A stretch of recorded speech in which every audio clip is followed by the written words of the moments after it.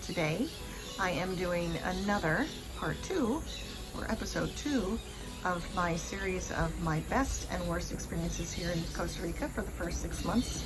This is now my 7th month I'm into. If you didn't watch the first one, you might want to. I answered some questions like what were the best unexpected surprises and things like that. I have several questions that I'm going to be covering. Actually, I've got a huge page that keeps on growing of some different stories and things that I can share that might be helpful tips. So today I want to kind of go back to the whole washing machine thing. So for my birthday, my best friend, and who I call my adopted sister, our whole family adopted her when we were in the 6th grade. So anyway, we've been together for a long time. She came down and we had a wonderful week together for my birthday, and I do have some episodes here on the channel about that too. But for my birthday, she ended up buying me a portable washing machine that I could put up, connect it to the kitchen sink faucet. And so there's kind of a funny story about that. Turns out that you need to have a coupler adapter, a little snap coupler that will connect to the faucet as well as the end of the hose, unless you happen to have a garden hose in your kitchen, which I don't. It is a regular type of kitchen faucet. So you take off the little end piece and then you screw on this little adapter and then you snap it on and you connect it that way so that you get the water flow into the machine. And so what we found out was there aren't any of those parts here. We went through every hardware store, plumbing store, talked with the people that sold the machine. They don't have that here. So typically what they do with these machines is they will have like an outdoor area, or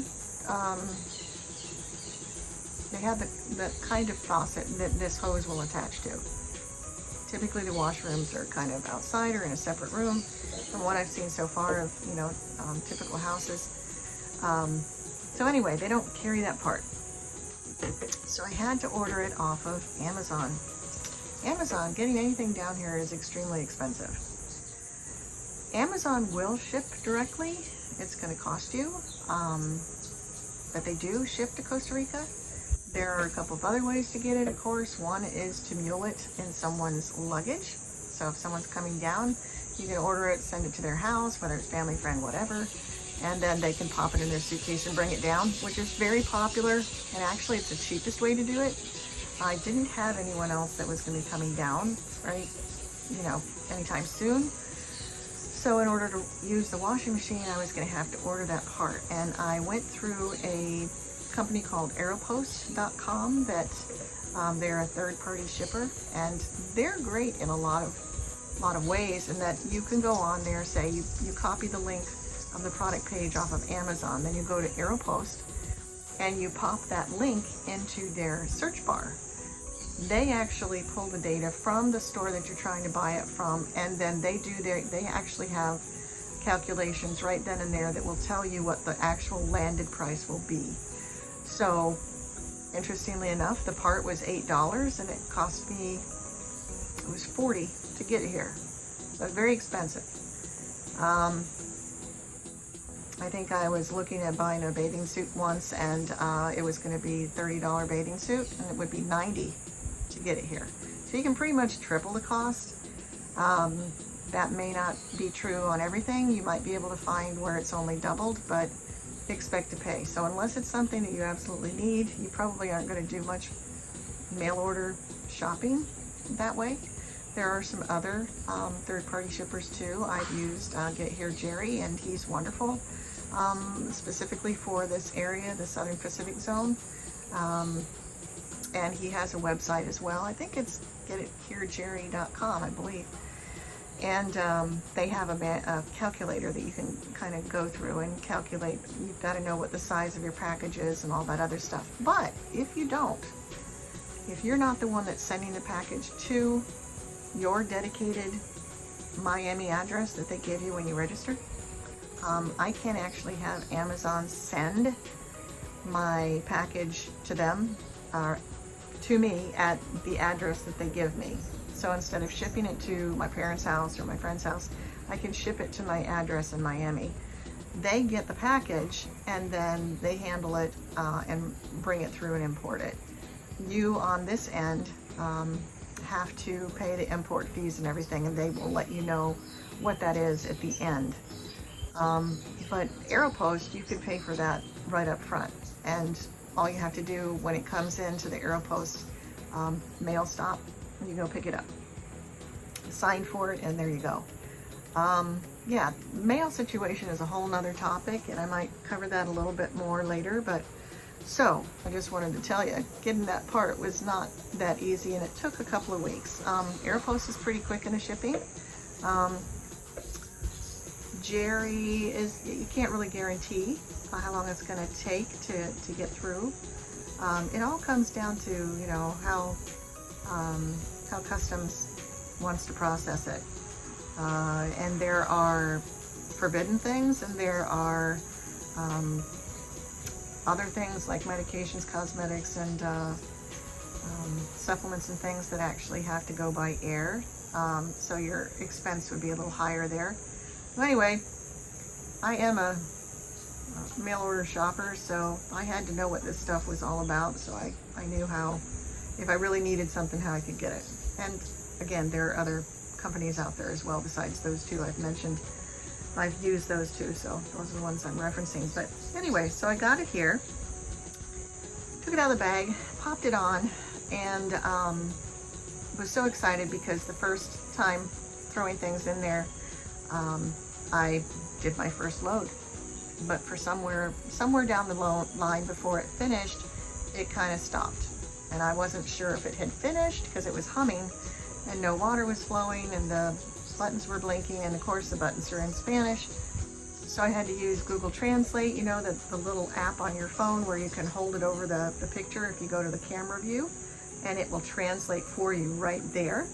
That is a real great tip if you don't know about that. So if you're somewhere and you have a sign that's in Spanish, like when I went to the INS, I was trying to see what I needed to do about my car insurance. You can hold the phone up in front of the sign that's written in Spanish, and it'll translate it to English for you right there, or whichever language you're wanting to translate it to, whatever you got the settings for. So getting back again to the washer,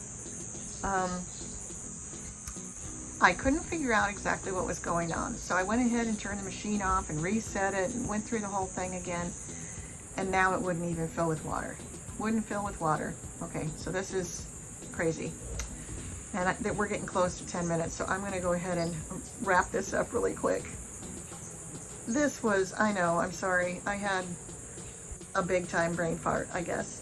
None of us actually could figure it out. I talked to several people, including the people at the store. They did end up sending out a parts guy because the warranty is for a whole year. They were super fast, and I mean, it was really nice. The guy came out here and he took one look. Now see, okay, on the back of the washer, and it's an automatic, it is so awesome. It's got a computer chip. It does all these different programs. Super, super neat. Well, anything with a computer chip, I think you can sort of see where this is going. I thought something was wrong with the machine. He took one look. Okay, there's two ports on the back, one with hot, one with cold. You come with two hoses, but since you're hooking it up to your kitchen faucet, you hook up one hose to the kitchen faucet, to the back of the machine, and then you control your heat or your cold by the faucet spigot, right? All right, so we were so excited we connected the hose to the hot port.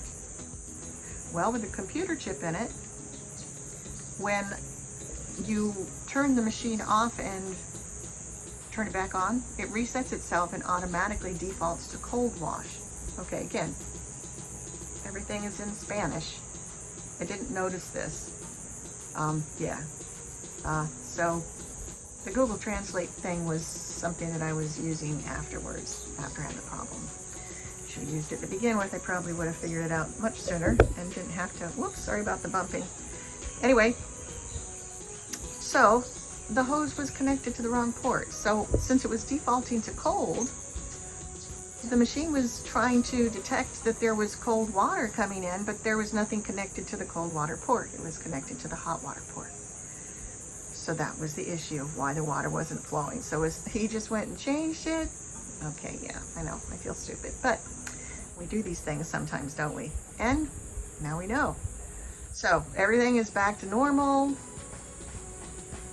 I'm washing clothes like mad, still hanging them out on the line, of course, and being rainy season, I have to kind of play it by ear. If it's sunny in the morning, I get up and throw some clothes in there and do it. Otherwise, sometimes it's 2 or 3 days before I have a good day where I can get the clothes to dry.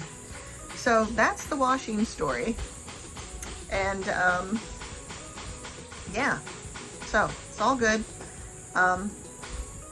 I think I'm going to go ahead and end it right here, and we'll go into some other things,